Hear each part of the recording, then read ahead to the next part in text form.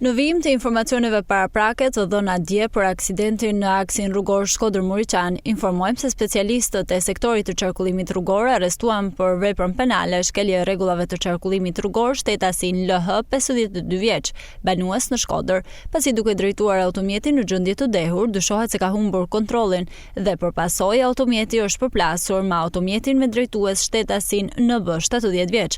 Si pasojë e përplasjes janë dëmtuar letë të dy drejtuesit e automjetit. Specialistët për hetimin e krimeve të stacionit të policisë Velipoj referuan materiale në prokurori ku nisi procedimi në gjendje të lirë për shtetasit. AG, 68 vjeç, banues në Velipoj, pasi kishte zënë një hapësirë në plazhin publik në Velipoj, duke vënë palejen përkatëse disa lojra për pushuesit, të cilët u sekuestruan në cilësinë e provës materiale. TM, 58 vjeç, banues në fshatin Baksriol, pasi është kapur duke kryer punim ndërtimi paleje. Specialistët për hetimin e krimeve të komisariatit të policisë Malësie e Madhe referuan materiale në prokurori ku nisi procedimi në gjendje të lirë për shtetasin ET, 29 vjeç, banues në fshatin Boriçi Mall, pasi dyshohet se ka ushtruar dhunë psikologjike ndaj babait të tij.